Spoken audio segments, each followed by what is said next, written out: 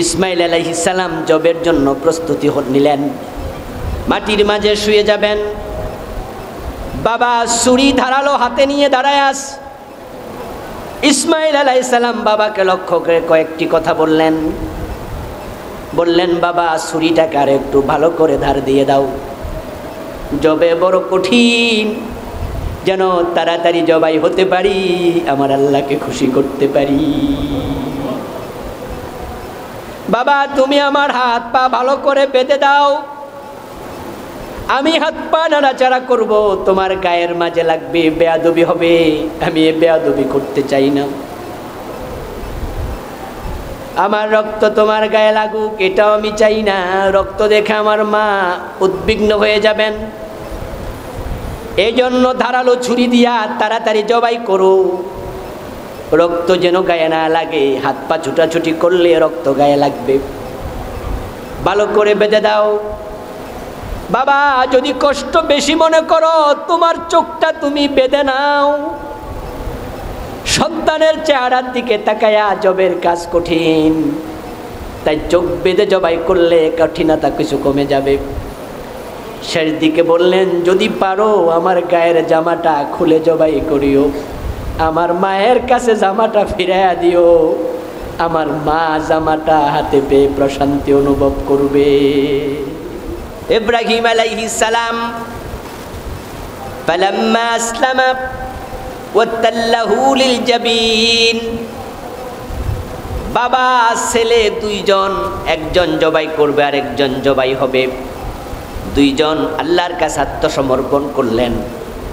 জবাই করার জন্য বাবা ছুরি হাতে নিলেন, জবে হওয়ার জন্য ছেলে মাথা একবারে মাটির সাথে লাগাইয়া প্রস্তুতি নিলেন। দুইজনের একজনও জানতেন না যে এখানে বেহেশত থেকে দুম্বা হাজির হবে। কোন কোন মুফাসসির বলেছেন যে তিনি জবে করতে শুরু করেছেন, কিন্তু তার ছুরির মাঝখানে একটি পিতল আল্লাহ তাআলা রেখে দিয়েছেন অদৃশ্য, ওই পিতলের কারণে ছুরির আঘাত গলায় লাগে নাই। আল্লাহ যখন দেখলেন ইব্রাহিম ঠিকঠাক কাজ শুরু করছে, ওয়ানাদাইনাহু আইয়া ইব্রাহিম, আল্লাহ কোরআন মাজিদে বলেন আমি ওই মুহূর্তে বললাম ও ইব্রাহিম। জবে বন্ধ করে ইব্রাহিম আলাইহিস সালাম এবার উপরের দিকে তাকালেন, আওয়াজ শুনে কে ডাকছে আমাকে। তখনই তিনি দেখতে পেলেন জিবরিল আলাইহিস সালাম একটি দুম্বা হাতে নিয়ে দাঁড়িয়ে আছেন। সুবহানাল্লাহ। আল্লাহ তাআলার পক্ষ থেকে ঘোষণা আসলো কাদ সাদ্দাকতা রুইয়া, তুমি যা স্বপ্ন দেখেছো, তোমাকে যে অর্ডার করা হয়েছিল বাস্তবায়ন হয়ে গেছে। আমি আল্লাহ বুঝে নিয়েছি তুমি এ কাজ করতে সামান্য দ্বিধা করো নাই, কুণ্ঠিত হও নাই, তুমি ঠিকঠাক কাজ করেছো, আর তোমার প্রাপ্য পুরস্কারও আমি তোমাকে দিয়ে দিয়েছি। সুবহানাল্লাহ। ওয়াকাযালিকা নাজ্জিল মুহসিনিন। সম্মানিত ভাইরা, এ কুরবানি সরাসরি ইব্রাহিম আলাইহিস সালামের সাথে জড়িত। তবে হ্যাঁ, কোরবানটা শুরু হয়েছিল আরো পিছনে, কোরবানের ইতিহাস আরো একটু পিছনে আছে। আল্লাহ তাআলা কোরআন মাজিদে বলছেন ওয়াতলু আলাইহিম নাবা আবনাই আদম বিল হক ইয কাররাবা কুরবানা। হে নবী, আপনি আদম আলাইহিস সালামের দুই সন্তানের কোরবানির কথা আপনার উম্মতকে তেলাওয়াত করে শোনান যথাযথভাবে। কুরবান দিয়েছিল সর্বপ্রথম হাবিল এবং কাবিল। ইয কাররাবা কুরবানা, এই কুরবান শব্দটি কোরআনে আছে। তারা দুজনে কোরবান করেছিল। আদম আলাইহিস সালামের সন্তান জোড়ায় জোড়ায় জন্ম নিত, এক জোড়ার ছেলে আর এক জোড়ার মেয়ের সাথে বিয়ে হতো। হাবিলের সাথে কাবিলের জোড়া, কাবিলের সাথে হাবিলের জোড়া ক্রসে বিয়ে হবে, কিন্তু কাবিল বাদ সাধল, তার সাথে যে মেয়ের বিয়ে হবে তার নাম ছিল ইয়াজারা, সে দেখতে ছিল কালো। এই জন্য সে বলল যে আমি কালো মেয়ে বিয়ে করব না। ঝগড়া লেগে গেল। আদম আলাইহিস সালাম বললেন যে সব চলবে না, এটা আল্লাহর বিধান। এক পর্যায়ে সে যখন একবারে ঘো ধরে বসে থাকলো যে আমি এটা মানি না,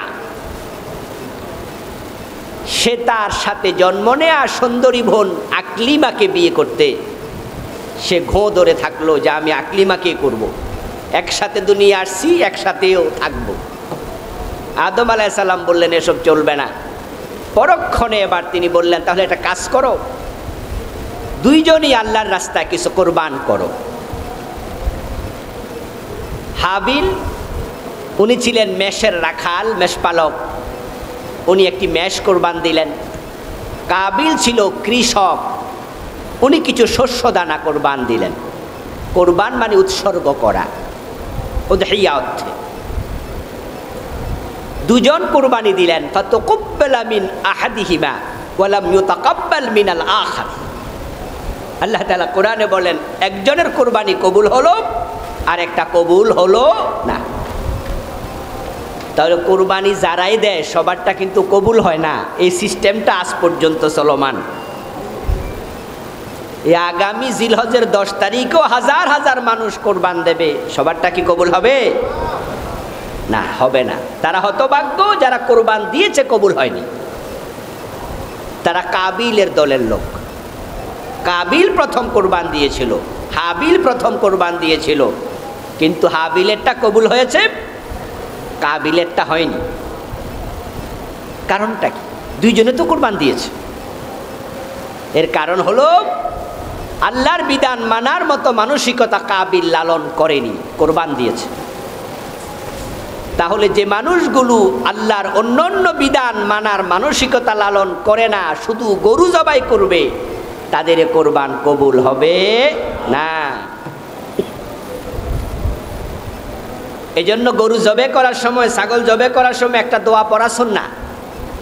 বিসমিল্লাহ বলার পরে কোরআনের একটি আয়াত রাসূল পড়ে তারপরে জবে করতেন। ইন্না সলাতি ওয়া নুসুকি ওয়া মাহইয়ায়া ওয়া মামাতি লিল্লাহি রাব্বিল আলামিন লা শারীকা লাহু ওয়া বিযালিকা উমিরতু ওয়া আনা আউয়ালুল মুসলিমিন আল্লাহুম্মা তাকাব্বাল মিন্নি বিসমিল্লাহ আল্লাহু আকবার।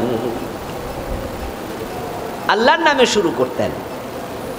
সেখানে তিনি বলতেন যে আমার নামাজ, আমার কোরবানি, আমার জীবন, আমার মরণ সবটা কার জন্য?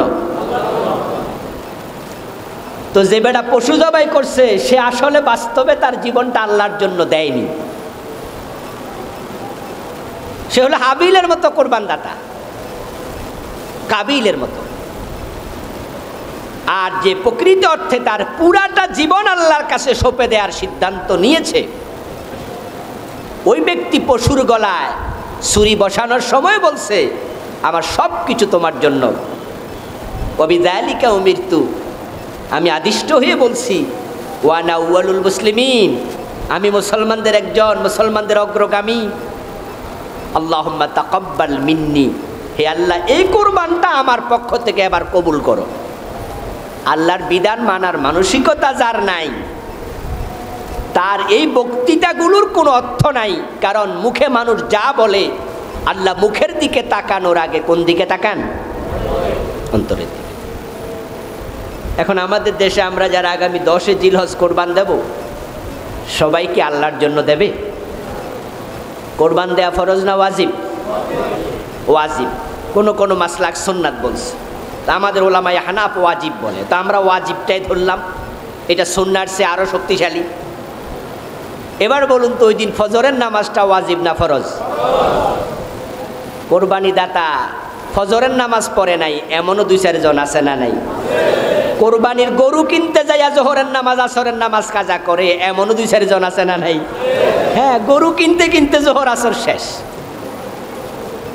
হাজার হাজার মানুষ গরুর বাজারে থাকবে, মুয়াজ্জিন বলে হাইয়া আলাস সালাহ, নামাজে আসো, এটা ফরজ। খবর নাই ফরজের, ওয়াজিব নিয়ে ব্যস্ত। ওই মানুষগুলো কেমনে বলে ইন্না সলাতি ওয়া নুসুকি ওয়া মাহইয়ায়া ওয়া মামাতি লিল্লাহ, আমার নামাজ আল্লাহর জন্য, তুই তো নামাজই পড়স না। এগুলো মিথ্যুক।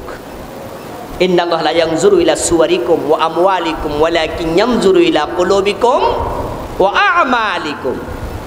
এই জন্য আমলের দিকে আল্লাহ পরে তাকায়, অন্তরের দিকে আল্লাহ আগে তাকা। আর তাকওয়া হাহুনা, রাসূলুল্লাহ সাল্লাল্লাহু আলাইহি সাল্লামের জন্য বলছে তাকওয়া এখানে থাকে। কয় লাখ টাকা দিয়ে গরু কিনলেন, ফেসবুকে ছেড়ে দিলেন, এলাকায় জানান দিলেন যে আমার পশুর দাম এত, আপনি কোরবান দাতা হয়ে গেছেন, তা মোটেও নয়। এই জন্য পশুর কোরবানির আগে পশুত্বের কোরবানি।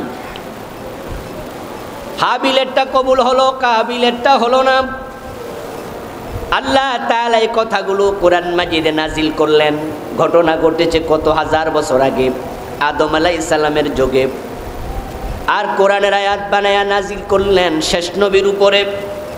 আল্লাহ তাআলা বুঝাইয়া দিলেন ফাতাকাব্বালা মিন আহাদিহিমা ওয়া লাম ইউতাকাব্বাল মিনাল আখার। দুইজনে কোরবান দিছে, একজনেরটা কবুল হয় নাই, আরেকজনেরটা কবুল হয়েছে। সুতরাং তোমরা আয়াত থেকে শিক্ষা নেও, এমন কোরবান দিও না যেটা কাবিলের মতো হয়ে যায়। কাবিল পরে সীমা লঙ্ঘন করেছে, হাবিলকে সে হত্যা করেছে। কোরবানের ইতিহাস তখন থেকে শুরু। ইব্রাহিম আলাইহিস সালাম উনার সন্তানকে জবে করার মাধ্যমে সর্বোচ্চ স্যাক্রিফাইসের নজির উপস্থাপন করেছেন। ইব্রাহিম আলাইহিস সালামের বিয়ের পরে সন্তান হয়নি ৮৬ বছর। আল্লাহ তাআলার কাছে তিনি দোয়া করতে করতে করতে করতে আল্লাহ তাআলা উনাকে প্রথম সন্তান দিলেন ইসমাইল আলাইহিস সালামকে। জন্মের পরেই আল্লাহ তাআলা নির্দেশনা দিলেন কাছে রাখা যাবে না, রেখে আসো মক্কায়। উনি তখন সিরিয়ায় ছিলেন। জিবরিল আমিনের দেখানো পথ ধরে চলতে চলতে চলতে চলতে চলে গেলেন তিনি একবারে মক্কার কাবাতুল্লাহর সীমানায়। গিয়ে সেখানে দেখতে পেলেন বিরান মরুভূমি। কাবা ঘরের শুধুমাত্র ভিটিটুকু আছে, উঁচু, চারদিকে পাহাড়, মাঝখানে একটু উঁচু। কাব শব্দের অর্থ হলো উঁচু হওয়া। এজন্য যুবতী মেয়েদেরকে কাওয়াইবা বলা হয়। আল্লাহ তাআলা কোরআনে বলছেন ওয়া কাওয়াইবা আতরাবা। সূরা নাবাতে আল্লাহ তাআলা জান্নাতি পুরুষদের সাথে বিয়ে দেবেন জান্নাতি যুবতী নারীদেরকে, কাওয়াইব বলা হয়। আমরা যে পা ধৌত করি আমাদের টাকনুগিরা, এটাকে কি বলা হয়? কাব। দুইটাকে বলা হয় কাবাইন। ওয়ামসাহু বিরুউসিকুম ওয়া আরজুলাকুম ইলাল কাবাইন। আল্লাহ কয় তোমাদের পা তোমরা ধৌত করো টাকনুগিরা পর্যন্ত, কাবাইন, কাবুন, কারণ টাকনুগিরা একটু উঁচু। কাবার চারপাশে পাহাড়, এদিকে সাফা, এদিকে মারওয়া, পিছন দিকে আবার কিছু পাহাড় আছে যেগুলোর নাম জানা অথবা অজানা। চারদিকে বড় বড় পাহাড় এখনো আছে। সেখানে বিভিন্ন কোম্পানি বড় বড় বিল্ডিং বানায় রাখছে পাহাড়ের উপরে, আপনারা দেখেছেন চারদিকে পাহাড়। জিবরিল আমিন কাবার ভিটির দিকে লক্ষ্য করে বললেন এখানে রেখে চলে যান। ইব্রাহিম আলাইহিস সালাম সন্তান এবং স্ত্রীকে একবারে কাবার সাথে রেখে চলে গেলেন তিনি আবার সিরিয়ার দিকে। মাঝে মাঝে আসতেন সন্তানকে স্ত্রীকে দেখা করার জন্য। আল্লাহ পাক রব্বুল আলামিন বলেন ফালাম্মা বালাগা মা'উস সাইয়া, যখন সন্তান বাবার সাথে দৌড়াদৌড়ি করার বয়স উপনীত হলো, কোন কোন মুফাসসির বলেন 13, কেউ বলেন 14, কেউ কম বেশি বলেছেন আরো। এখনো মোষ ওঠে নাই, দাড়ি ওঠে নাই, যৌবনের কাছাকাছি পদার্পণ করেছেন ইসমাইল আলাইহিস সালাম। হযরত ইব্রাহিম সন্তানকে দেখার জন্য কাবার অঙ্গনে গেলেন। রাতের বেলা স্ত্রী সন্তানকে সাথে নিয়ে ঘুমালেন। স্বপ্নে দেখতে পান আল্লাহ স্বপ্নের মাঝে বলছে ইব্রাহিম তুমি কলিজার টুকরা ইসমাইলকে জবেহ করে দাও। আমাদের দেশে প্রচলিত আছে যে আল্লাহ বলছেন তোমার প্রিয় জিনিস কোরবান করো। তিনি সকালবেলা ঘুম থেকে উঠে 100 উট কোরবান দিলেন। পরে আবার দেখলেন প্রিয় জিনিস কোরবান করো, আবার 100 উট কোরবান করলেন। পরের রাতে আবার দেখলেন কোরবান করো প্রিয় জিনিস, তিনি আবার 100 উট কোরবান দিলেন। চতুর্থ রাতে আবার স্বপ্নে দেখলেন, তখন ইসমাইলকে দিলেন। এই কথাগুলো শোনা যায় বিভিন্ন আলেমের মুখ থেকে, পাওয়া যায় বিভিন্ন ইতিহাসের কিতাবে, কিন্তু প্রকৃত কোনো ভিত্তি কোরআন হাদিসে এগুলোর নেই। বরং কোরআনের স্পষ্ট বক্তব্য হলো তিনি স্বপ্নে দেখছেন আল্লাহ তাকে বলছে ইসমাইলকে জবে করো। فلما بلغ معه السعي قال يا بني إني أرى في المنام أني أذبحك। তিনি স্বপ্নে দেখছেন তিনি ইসমাইলকে জবে করছেন। আল্লাহ তাআলা স্বপ্নের মাধ্যমে অর্ডার দিয়ে দিলেন ইসমাইলকে জবে করো। ইব্রাহিম আলাইহিস সালাম জানেন নবীদের স্বপ্ন ওহী, সাধারণ মানুষের স্বপ্ন আর নবীদের স্বপ্নের মাঝে এখানে পার্থক্য। স্বপ্ন মূলত 3 ভাবে হয়, আল্লাহর পক্ষ থেকে হয়, শয়তানের পক্ষ থেকে হয়, নফসের পক্ষ থেকে হয়। আমরা দিনে যা কল্পনা করি রাতে তাই স্বপ্নে দেখি, এমন ঘটনাও হয়, এটা নফসানিয়াত। খারাপ স্বপ্ন দেখায়া রাতের বেলায় ঘুমের ভিতরে গোসল ফরজ করে ফেলে, এটা করে শয়তানে, এটা শয়তানের পক্ষ থেকে হয়। আর আল্লাহর পক্ষ থেকে নির্দেশনামূলক কিছু স্বপ্ন হয়, কিন্তু নবীদের স্বপ্ন নফসানিয়াত থেকে হয় না, শয়তান থেকে হয় না। নবীদের স্বপ্ন যেটাই হয় সরাসরি এটা আল্লাহর পক্ষ থেকে, এটা ওহী। রাসূলুল্লাহ সাল্লাল্লাহু আলাইহি ওয়াসাল্লামের কাছে জিবরিল আমিন আসার আগে 6 মাস লাগাতার ওহী এসেছে স্বপ্নের মাধ্যমে। আউয়ালু মা বুদিয়া মিনাল ওহী আর-রুইয়াস সালেহা। সহিহ বুখারীতে এসেছে রাসূলুল্লাহ সাল্লাল্লাহু আলাইহি সাল্লাম বলেন ওহী প্রথম শুরু হয়েছিল উত্তম স্বপ্নের মাধ্যমে, এবং সেটা কন্টিনিউ করেছে 6 মাস। 6 মাস পার হওয়ার পরে বিশ্বনবীর বয়স হলো 40 বছর 6 মাস। তখনই এবার জিবরিল আমিন আসেন। ওহী নাজিল শুরু হয়েছে 40-এ, 40 যখন পূর্ণ হলো ওহী নাজিল শুরু হলো। জিবরিল আসলো 40 বছর 6 মাসের মাথায়। তাহলে এর আগে ওহী এসেছিল 6 মাস স্বপ্ন যোগে। এই জন্য মুমিনের ভালো স্বপ্নকে বলা হয় নবুয়তের 46 ভাগের 1 ভাগ। কেন? নবুয়ত কত বছর ছিল? কথা বলতে হবে তো, কয় বছর? তো 23 বছর যদি হয়, 23 বছরকে যদি 2 দিয়ে ভাগ দেয় তাহলে কত হয়? 46। তো 6 মাস ওহী আসছে ঘুমে, স্বপ্নে। এই জন্য মুমিনের স্বপ্নকে বলা হয় 46 ভাগের 1 ভাগ, যখন ভালো স্বপ্ন হয়। ইব্রাহিম স্বপ্নে দেখলেন সন্তান জবে করার অর্ডার এসে গেছে। তিনি বুঝেছেন এটা ওহী, তাই তিনি সকালবেলায় ছেলেকে ডাকলেন। ক্বালা ইয়া বুনাইয়া ইন্নী আরা ফিল মানাম আন্নী আযবাহু ফানজুর মাযা তারা। তিনি জানেন যে একটি কঠিন দায়িত্ব আমার মাথায় আসছে, আমার উপর কঠিন একটি অর্ডার করা হয়েছে, সন্তানকে জবে করা। বাবার জন্য যেমন কঠিন, যে জবে হবে তার জন্য কঠিন। হঠাৎ করে তাকে চেপে ধরলাম, মাটির মাঝে শোয়াইয়া ছুরি চালাতে শুরু করলাম। সে কিছুই বুঝে উঠল না, হঠাৎ দৌড় মারল। আল্লাহর নির্দেশনা বাস্তবায়ন সহজ হবে না, কঠিন হয়ে যাবে।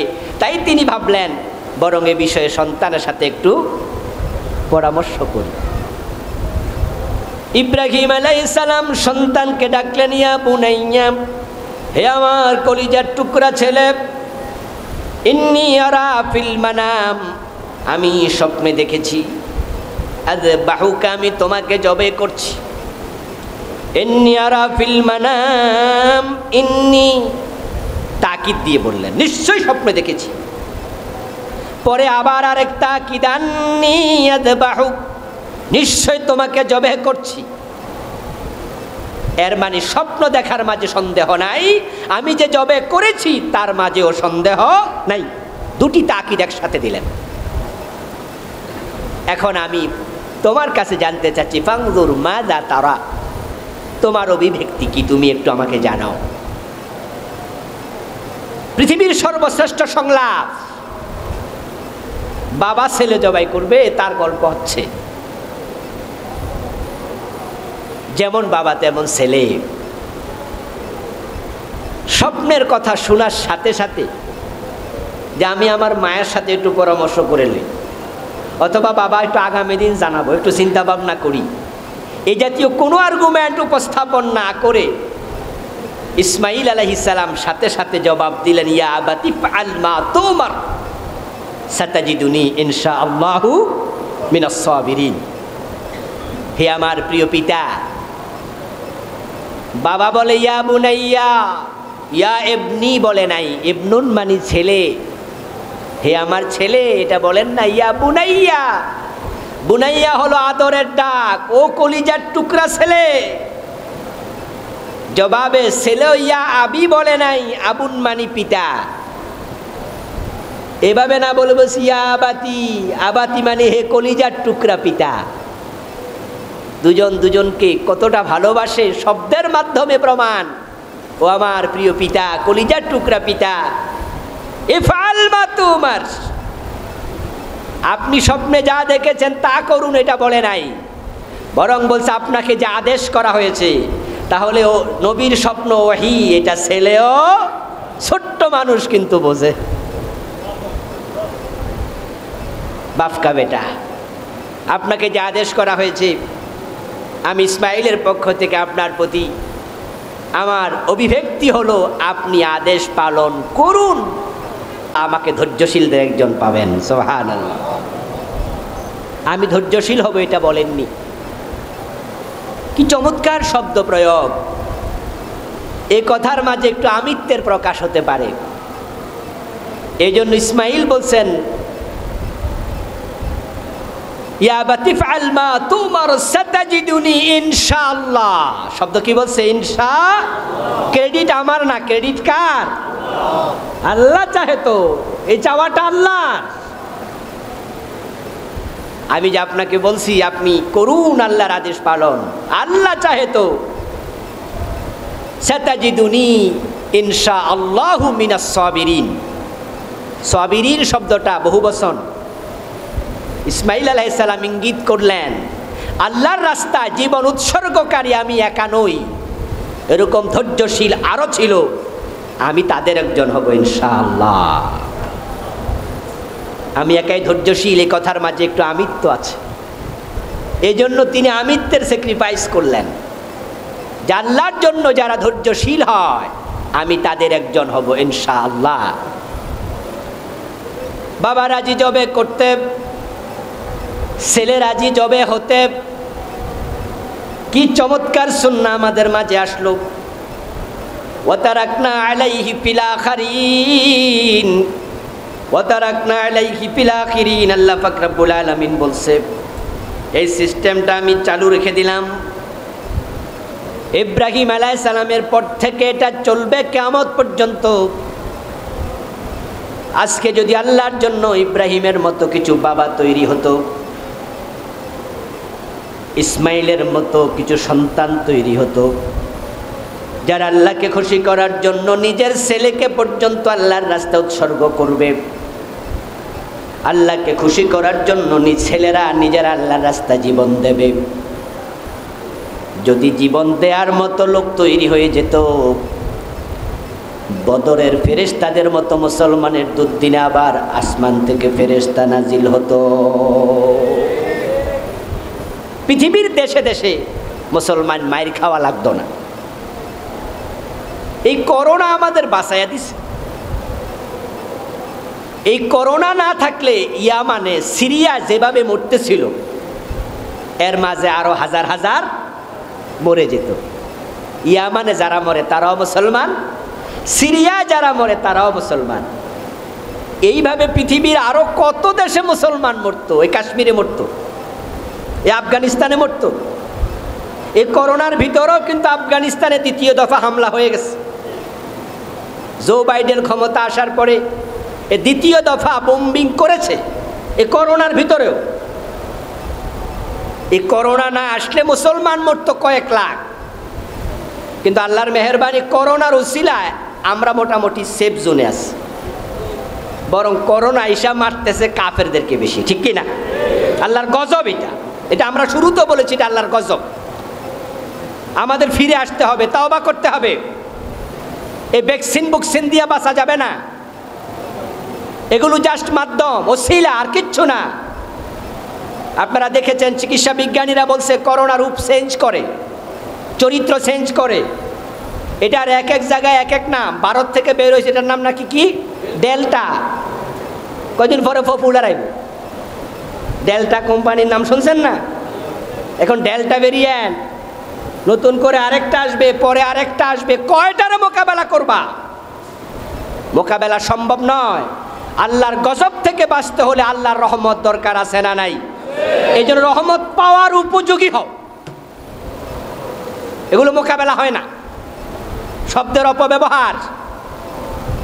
মনে রাখবেন, আল্লাহর সাথে কখনো মোকাবেলা করা যায় না। আল্লাহ আমাদের সতর্ক করতে চান, আমরা বিদ্রোহ করি। যখন ঘূর্ণিঝড় হয় 10 নম্বর বিপদ সংকেত। কি আশ্চর্য, এটাকে মহা বিপদ সংকেত বলে না? শব্দটা দিয়েছে খুব শক্ত, মহা বিপদ সংকেত। কিন্তু পরে বলে কি, আমরা মোকাবেলার জন্য প্রস্তুতি নিয়েছি। আস্তাগফিরুল্লাহ। আল্লাহ কয় পাগল নাকি এগুলা? নিজেরাই বলতেছে মহা বিপদ সংকেত, ওরা নাকি আবার মোকাবেলার প্রস্তুতি নিচ্ছে। আচ্ছা বলুন তো, আল্লাহর সাথে মোকাবেলা করা যায়? শব্দের অপব্যবহার। তিনি 3 দিন মৃত্যুর সাথে পাঞ্জা লড়ে তারপরে অবশেষে চলে গেছেন। আচ্ছা, মৃত্যুর সাথে পাঞ্জা লড়া যায়? আচ্ছা, এটা কি সম্ভব? মৃত্যু তো একটা অর্ডারের নাম, আল্লাহর অর্ডার। ইয়াসআলুনাকা আনির রূহ কুলির রূহ মিন আমরি রাব্বি। হে নবী, মানুষ আপনাকে প্রশ্ন করবে রূহের ব্যাপারে, যেটা দেহে আছে দেহে সচল, দেহে নাই দেহ অচল। রূহটা কোথায় আছে মানুষ জানতে চাইবে, এটা কি জিনিস। চিকিৎসা বিজ্ঞান আজ পর্যন্ত রূহ কোথায় থাকে খুঁজে বের করতে এখনো পারে নাই। কিয়ামত পর্যন্ত সম্ভাবনাও নাই, কারণ কুলির রূহ মিন আমরি রাব্বি। পাবে কেমনে? এটা আল্লাহর অর্ডারের নাম। এখন মৃত্যু একটা অর্ডার, রুহটাকে আল্লাহ বলছে চলে আসো, চলে যাবে, থাকো, থাকছে। আচ্ছা, পাঞ্জা লড়বেন কেমনে? পাঞ্জা লড়া বোঝেন তো? 2 জন 2 হাত এমনি দিয়ে খেলে, এটার কি খেলা কয়? হ্যাঁ, মানে আপনি ধাক্কান একদিকে, আমি ধাক্কায় আরেক দিকে, সমানে সমান হইয়া লড়তাছেন, এটার নাম পাঞ্জা লড়া। আচ্ছা, মৃত্যুর সাথে আল্লাহর সাথে পাঞ্জা লড়া, শব্দ কি? আস্তাগফিরুল্লাহ। আমার বন্ধু, এই করোনা এসেছে আমাদেরকে সতর্ক করার জন্য। এটা গজব, এটা মহামারী, এর সাথে দুনিয়ার কেউ কুলাতে পারছে না। পৃথিবীর বড় বড় দেশের বাগা বাগা নেতারা মাথা নুয়ে বলতে বাধ্য হচ্ছে, আমাদের সব তৎপরতা শেষ, আকাশওয়ালার সিদ্ধান্তের বাহিরে কিছুই করার নাই। এই কথাটা না বলে যদি বলতো, আসো সবাই আকাশওয়ালার দিকে ফিরে যাই, আসো সবাই তাওবা করি, সবাই ভালো হই। আমার ভাইয়েরা, কাফেররা আল্লাহর সাথে বিদ্রোহ বেশি করে, তাদের উপর এই মহামারীটা আল্লাহ বেশি দিয়েছেন। আজ পর্যন্ত আমরা যতটুকু দেখেছি, ভবিষ্যতের খবর একমাত্র কে জানে? এখন যদি আমরা মুসলমানরাও ভালো না হই, তাওবা না করি, ফিরে না আসি, এই গজব মহামারী আকারে আমাদের উপরও আসতে পারে। এখনো আমাদের উপর আল্লাহ ইহসান করে চলছেন। সরকার আপনাদেরকে আমাদেরকে সতর্ক করছে, লকডাউন দিয়েছে, সামাজিক সোশ্যাল ডিস্টেন্স, শারীরিক দূরত্ব বজায় রাখতে বলছে, হ্যান্ড স্যানিটাইজার, গ্লোভস, মাস্ক পরতে বলছে। সবটাই ওসিলা, কিন্তু হেফাজত করবেন কে? এই জন্য আমরা সতর্ক হব, ওসিলাগুলো আমরা মানব, কিন্তু আল্লাহর গজব থেকে বাঁচতে হলে আমাদেরকে তাওবা করা লাগবেই। ইব্রাহিম আলাইহিস সালাম সন্তানের সাথে পরামর্শ করছেন। ইসমাইল আলাইহিস সালাম রাজি হয়ে গেলেন। এখন কোথায় জবে হবে? জিবরিল আমিন এসে পথ দেখাতে থাকলেন। মক্কা থেকে হাঁটতে হাঁটতে বাবা ছেলে দুইজন মিনার দিকে রওনা দিলেন। কুল্লু মিনা মানহার ওয়া কুল্লু আইয়ামিত তাশরিক যাবহুন। রাসূলুল্লাহ বলেন এই মিনা হচ্ছে জবের জায়গা। ঠিক কোন জায়গাতে ইসমাইলকে জবে করেছেন এটা খুঁজে পাওয়া একটু কঠিন। যদিও আপনারা যারা মিনায় গিয়েছেন, খুব বারবার গিয়েছেন, ইব্রাহিম আলাইহিস সালাম ইসমাইলকে জবে করেছেন ওই জায়গাটা ওরা চিহ্নিত করে রেখেছে। আল্লাহ ভালো জানেন তার ভিত্তি কতটুকু সঠিক। তবে মিনা পুরাটাই হচ্ছে জবের অঞ্চল। যে কোনো জায়গায় হাজিরা জবে করলে হুকুম আদায় হয়ে যাবে। জিবরিল দেখাচ্ছেন পথ। ইসমাইল এবং ইব্রাহিম আলাইহিস সালাম চলছেন সামনে। মুফাসসিরিনে কেরামের কেউ কেউ বলেছেন যাওয়ার পথে 3 জায়গায় শয়তান ইসমাইল এবং ইব্রাহিম আলাইহিস সালামকে ধোঁকা দিতে চেয়েছিল। ইব্রাহিম আলাইহিস সালাম 3 জায়গায় পাথর মেরেছেন 60টি করে। এটা আমরা হজের সময় এখনো করে থাকি প্রতীকী রূপ। অর্থাৎ ভালো কাজ করতে গেলে শয়তানের বাধা আসবে, আবার প্রকৃত মুমিন শয়তানকে ধাক্কাইয়া আল্লাহর আদেশ পালন করতে কুণ্ঠিত হয় না, সে সফল হয়ে ছাড়ে। এটাই শিক্ষা। আমরা যারা আল্লাহর রাস্তায় চলতে চাই শয়তানের পক্ষ থেকে বাধা আসবে না, এটা হতে পারে না। এই জন্য বাধা দেখে থমকে দাঁড়াবেন না, সামনে যেতে হবে। মাথায় রাখবেন যে ভালো কাজে বাধা আসবেই। জ্বর হবে, গা গরম হবে না, সত্যি হবে, হাসি উঠবে না, এটা যেমন অসম্ভব, প্রকৃত ভালো কাজে যাবেন বাধা আসবে না সেটাও অসম্ভব। এবং এই বাধাগুলো মানুষের পক্ষ থেকে আসে, মিনাল জিন্নাতি ওয়ান নাস, জিনও করে মানুষও করে। শয়তানকে 3 জায়গায় 27টি কঙ্কর নিক্ষেপ করে ইব্রাহিম আলাইহিস সালাম মাজবাহে চলে গেলেন। একবারে সেখানে ছেলেকে তিনি শুয়ে দিলেন। ইসমাইল আলাইহিস সালাম প্রস্তুত, ইব্রাহিম প্রস্তুত। ফালাম্মা আসলামা, আল্লাহ কোরআনে বলেন বাবা বেটা দুইজন আমার কাছে আত্মসমর্পণ করেছে। সুবহানাল্লাহ। এটাই হলো মাহিয়ায়া ওয়া মামাতি লিল্লাহ। আমার জান আমার মাল সবটার মালিক কে? আল্লাহ। এই চিন্তা জীবনের সব জায়গায় যে ব্যক্তি লালন করবে সেই শপথ। আল্লাহ তাআলা কোরআন মাজিদ ইব্রাহিম আলাইহিস সালামের এই পরীক্ষাগুলোর প্রশংসা করেছেন। ওয়াইদ ইবতালা ইব্রাহিম রাব্বুহু বিকালিমাতিন ফাতাম্মাহুন্না। আল্লাহ বলে ইব্রাহিমের রব ইব্রাহিমকে অনেকগুলো পরীক্ষা করেছে। ইব্রাহিম প্রতিটা পরীক্ষায় ইতমাম ফাতাম্মাহুন্না, 100 নম্বরের পরীক্ষায় ইব্রাহিম হাফ নাম্বারও কম পায় নাই, 100তে 100 পেয়েছে। সুবহানাল্লাহ। ইতমাম করেছে এমন ছাত্র, সুবহানাল্লাহ, 100তে 100। এই কথাগুলো বলে আল্লাহ কি বুঝাতে চান? তিনি বুঝাতে চান তোমরা তো সে বাবারই সন্তান। ইসমাইল জবে হবে, বলুন তো জবে হওয়ার ক্ষেত্রে 100 নম্বরের মাঝে ইসমাইল কত পেয়েছে? বাবাও 100, ছেলেও 100। জবে করার সময় কি উঠে দৌড় মারছে? বাবা আপনি আমার জবাই করবেন, এসব কেমন কথা বলছেন? এই জাতীয় কথা বলেছে না, আমি রাজি। তাহলে আমরা তো ইসমাইলের মতো ইব্রাহিমের সন্তান। ইসমাইলের বাবা ইব্রাহিম, আমাদের বাবাও কে?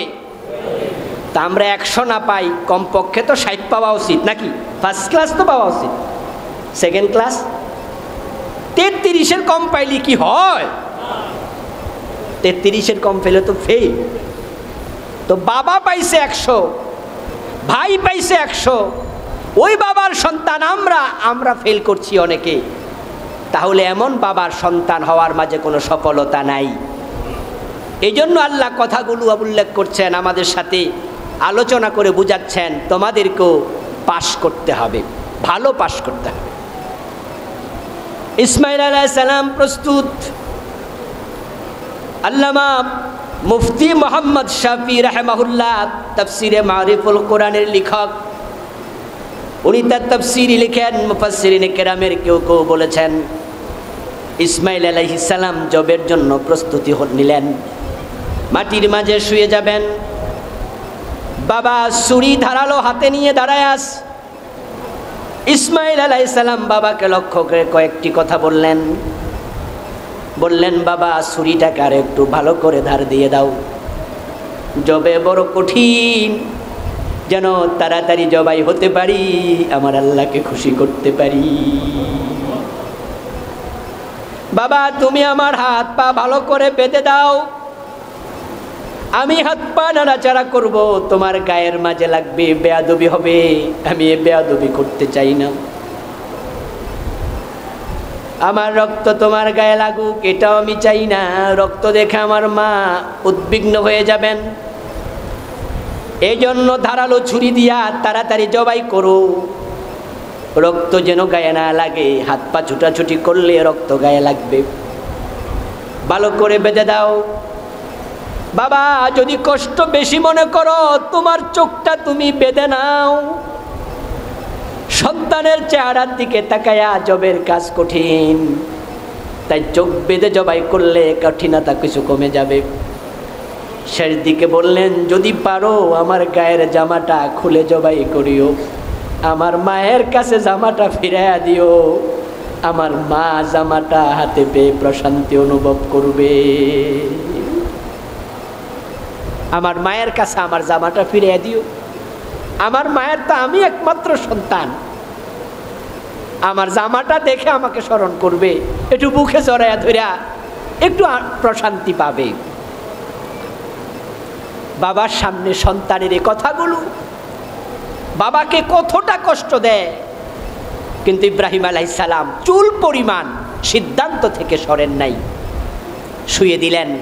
আল্লাহ কোরআন অতটুকুই বললেন তাল্লাহুল জাবিন, জাবিন মানে কপালের পার্শ্বদেশ, পার্শ্বদেশে শুয়ে দিলেন। কোনো কোনো মুফাসসির বলছেন এরপরে জবে না হওয়ার কারণে তিনি কপালের উপরে শুয়ে আপনার গর্দান দিয়ে জবাই করতে শুরু করলেন। ইতিমধ্যে জিবরিল আমিন ডাক দিলেন, কাদ সাদ্দাক্তার রুইয়া, থেমে যাও। আল্লাহ তাআলা ডেকে বলে হয়ে গেছে কাজ, যা হওয়ার তা হয়েছে, পুরস্কার পুরা পেয়েছ, পরীক্ষায় 100 নাম্বার পেয়ে বাপ বেটা দুজন পাশ করেছ। সুবহানাল্লাহ, সাদ্দাক্তার রুইয়া।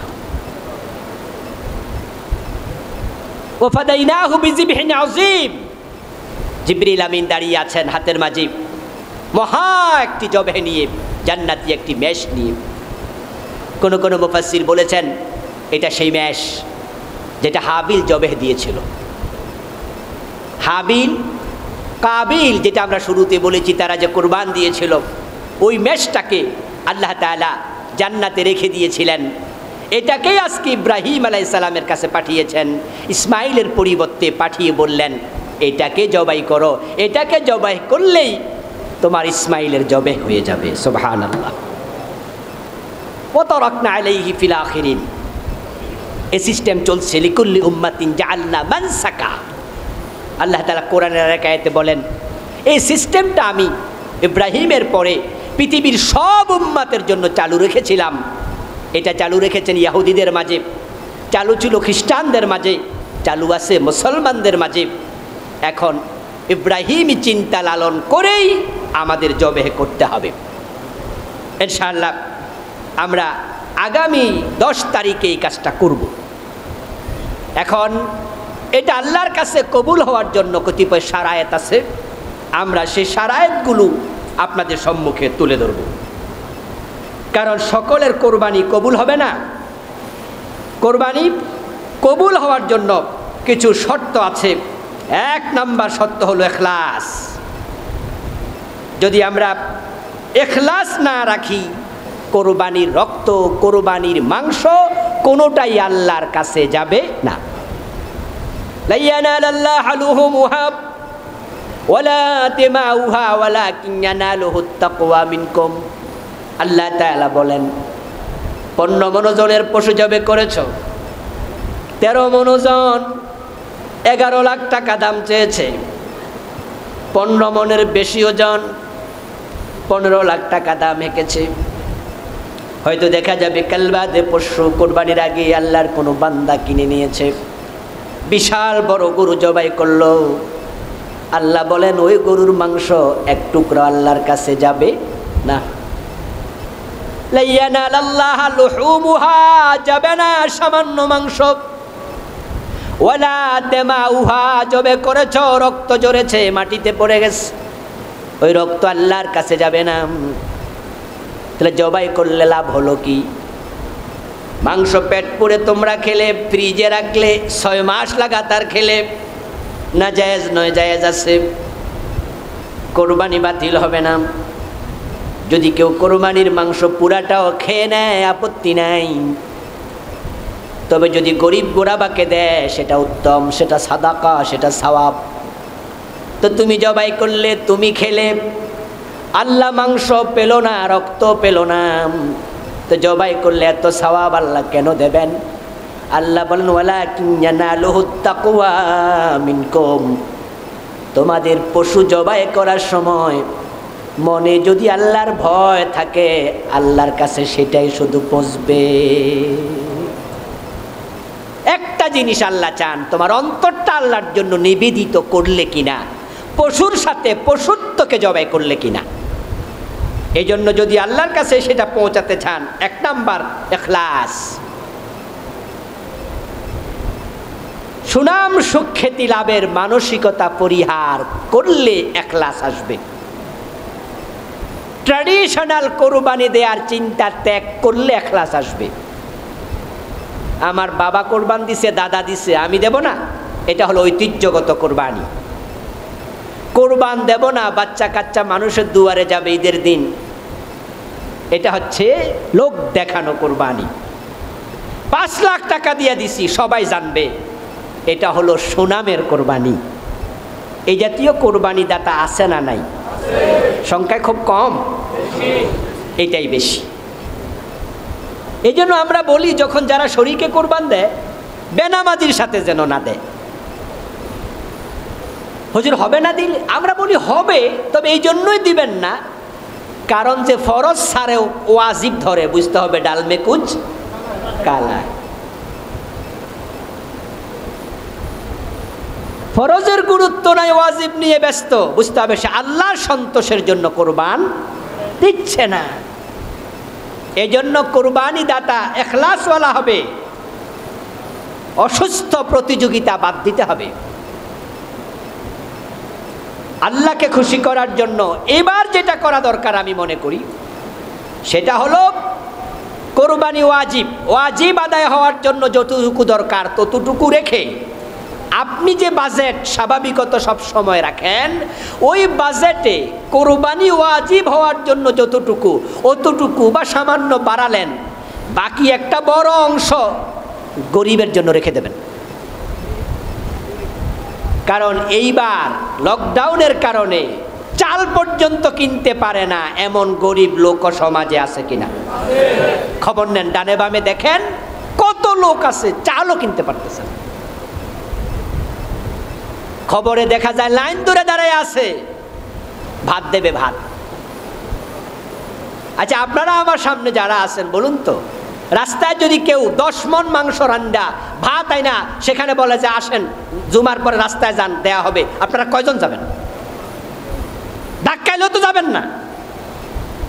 তাহলে যেই লোকগুলো সামান্য ভাতের জন্য লাইনে খাড়ায় আছে 1 ঘন্টা, শকে শকে কি জরুরত? বাচ্চা কানতেছে, খাবার নাই, বাবা আসছে দোকানে, দোকান বন্ধ, মাথার মাঝে মিন্থিগিরি করে, মানুষের মাল বাড়িতে পৌঁছিয়ে দেয় 100-200 টাকা পায়, দোকান বন্ধ, কামাই নাই, রিক্সা চালাতে পারছে না। এই জন্য আপনারা যারা সামর্থ্যবান আছেন এবার একটু কোরবানিতে পশুর টাকাটা কমাইয়া ওখান থেকে কিছু রেখে যদি গরিবের হাতে গোপনে গোপনে তুলে দেন, আল্লাহ সন্তুষ্টি পাওয়ার সম্ভাবনা কম না বেশি? এগুলোই প্রকৃত কোরবান, প্রকৃত স্যাক্রিফাইস। হ্যাঁ, আপনারা যারা এবার আগের বাজেটে গরু কিনবেন, আপনি কিনতে পারবেন, আমরা উৎসাহ দিচ্ছি মাত্র। কেনার পরে আগে মাংস বন্টন গরিবকে যেভাবে দিতেন, এবারের কোরবানি দেয়া দরকার আরো একটু বেশি। কারণ এমন লোক বাংলাদেশে আছে হয়তো গত কোরবানে গরুর গোশত খাইছে, এ পর্যন্ত আর কিনতে পারে নাই। আমার ভাইয়েরা, এই জন্য আপনাদের কোরবান কবুলযোগ্য হোক। দ্বিতীয় শর্ত হলো হালাল রুজি, 100% হালাল হবে। হারাম টাকায় কোরবানি দেবেন, গরু কত মোটা আল্লাহ ফিরেও তাকাবে না।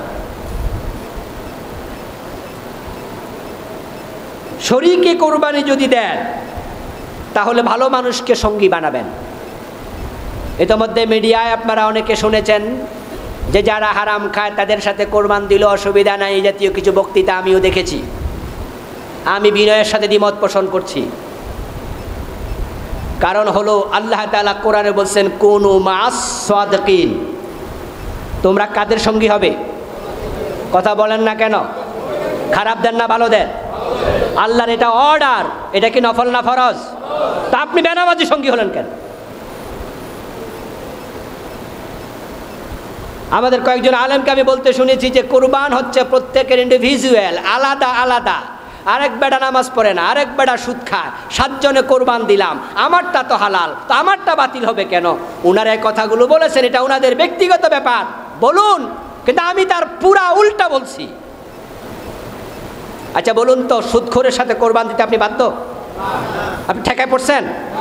একা ছাগল দেওয়ার সুযোগ আছে না নাই? যদি কোরবানির শরীক ভালো না পাওয়া যায়, তারপর খারাপের কাছে কেন যাবেন? কোন মা'আস সাদিকিন, আল্লাহ বলছে ভালোর সাথে থাকো। তো যে সমস্ত আলেম ওলামারা আমাদের দেশে এই কথাগুলো বলছে, আমি তাদের কাছে বিনীত আরজ করতে চাই, আমরা কখনো মানুষকে খারাপের দিকে ইঙ্গিত দেব না। সমাজে যারা বেনামাজি আছে, সুদ খায়, হারাম খায়, যদি আমরা যারা ভালোবাসি আমরা বলি তোমারে আমার শরীকে নিতে পারবো না, সরি তুমি বেনামাজি, তুমি সুদ খাও, সরাসরি না বইলা ইশারা ইঙ্গিতও যদি বুঝাই যে তোমার সাথে আমি যাব না, লজ্জায় পইরাও ভালো হওয়ার সম্ভাবনা আছে না নাই? এইটাও তো একটা ভালো দিক। এই জন্য কোরবানি কবুলযোগ্য হতে হবে। কোরবানি মাসাইল, কোরবানির জরুরত, এগুলো আমরা আগামী জুমা বলবো ইনশাআল্লাহ। আজকে আরেকটি কথা বলে যেতে চাই, সেটা হচ্ছে আমরা আগামী জুমার আগেই জিলহজে প্রবেশ করব ইনশাআল্লাহ। জিলহজের প্রথম 10 দিন খুব গুরুত্বপূর্ণ। এই 10 দিনে এমন কিছু আমল আছে যে আমলগুলো আমাদের করা উচিত। আফদালু আইয়ামিদ দুনিয়া আইয়ামুল আশর, মুসনাদে বাজ্জারের হাদিস। এই পৃথিবীতে যত দিন আছে, জিলহজের 10 দিন হলো সবচেয়ে দামি দিন। সুবহানাল্লাহ পড়েন। ওয়াল ফাজর ওয়া লায়ালিন আশর, আল্লাহ তাআলা জিলহজের 10 দিনের কসম করেছেন গুরুত্বের কারণে। বিশ্বনবী বলছেন মা মিন আইয়াম আল আমালুস সালিহ ফিহা আহাব্বু ইলাল্লাহ মিন হাদিহিল আইয়াম, ইয়ানি আইয়ামাল আশর। রমজান সহ যত দিন আছে আল্লাহ তাআলা গুরুত্ব এক এক জায়গায় এক একটার দিয়েছেন। এই 10 দিনের গুরুত্ব এমনভাবে দিয়েছেন যে আল্লাহর দিনগুলোর মাঝে যত নেক আমল আমরা করি, এই 10 দিনের মতো প্রিয় আমল আল্লাহর কাছে আর নাই। সাহাবারা শুনে বললেন ওয়ালাল জিহাদ ফি সাবিলিল্লাহ, হুজুর জিহাদ ফি সাবিলিল্লাহ তো বড় দামি কাজ। আল্লাহ রাসূল বলেন হ্যাঁ, তাহলে কি অন্য সময় জিহাদ ফি সাবিলিল্লাহর আমল করলে, 10 দিনে নেক আমল করলে জিহাদের দাম বেশি নয়? রাসূল বলেন না, ওয়ালাল জিহাদ ফি সাবিলিল্লাহ, এই দশকের আমলে আল্লাহ এত খুশি হয়, জিহাদ ফি সাবিলিল্লাহ তো এত খুশি হয় না। এই 10 দিন খুব গুরুত্বপূর্ণ। তিরমিজির একটি হাদিস আসছে, যদিও হাদিসটা একটু যায়ীফ। রাসূল বলেন ইয়াদিলু সিয়ামু কুল্লু ইয়াউমিন মিনহা বিসিয়ামি সানা, এই 10 দিন যদি কেউ রোজা রাখে, এক এক দিন 1 বছরের রোজার সওয়াব পাওয়া যায়। ওয়া কিয়ামু কুল্লু লাইলাতিন মিনহা বিকিয়ামি লাইলাতিল কদর, প্রতি রাত যদি জেগে ইবাদত করে কদরের রাতের মতো সওয়াব পায়। তিরমিজি হাদিস নাম্বার 758। রাসূলুল্লাহ সাল্লাল্লাহু আলাইহি সাল্লাম জিলহজের 9 তারিখ পর্যন্ত লাগাতার রোজা রাখতেন, অভ্যাসগত। কানান নবী ইয়াসুম আশুরা, আশুরা রোজা রাখতেন। ওয়াতাসাম মিন জিলহজ্জা, জিলহজের প্রথম 9 দিন রাখতেন। ওয়া সালাসাতা আইয়াম মিন কুল্লি শাহর, প্রতি মাসে 13, 14, 15 রাখতেন। আল্লাহর হাবিব বলছেন মা মিন আইয়াম আযম ইনদাল্লাহ মিন হাযিহিল আইয়াম আল আশর ফাআকসিরু ফীহিন্না আত-তাহলিল ওয়াত তাকবীর ওয়াত তাহমিদ। যখন জিলহজের প্রথম দশক প্রবেশ করবে, খুব দামি দিবস, এই দিবসগুলোতে 3টা কাজ বেশি বেশি করবা। তাকবীর বেশি বেশি পড়বা, লা ইলাহা ইল্লাল্লাহ বেশি বেশি বলবা, আলহামদুলিল্লাহ বেশি বেশি বলবা, সুবহানাল্লাহ, আলহামদুলিল্লাহ, লা ইলাহা ইল্লাল্লাহ, ওয়াল্লাহু আকবার। এই জন্যে 10 দিন বেশি বেশি করবেন। রোজা রাখা সম্ভব, প্রথম 9 দিন রাখবেন।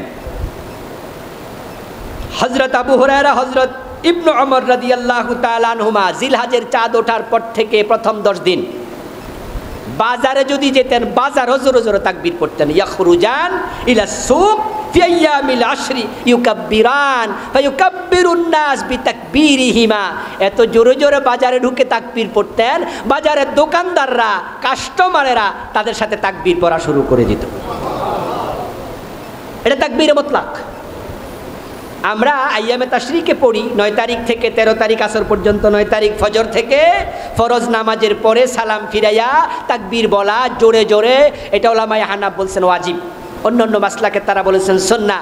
এটা হচ্ছে তাকবীরে মুকাইয়াদ 5 দিন। আর জিলহজের চাঁদ দেখার পর থেকে তাকবীর শুরু হবে 13 তারিখ পর্যন্ত, তাকবীরে মুতলাক।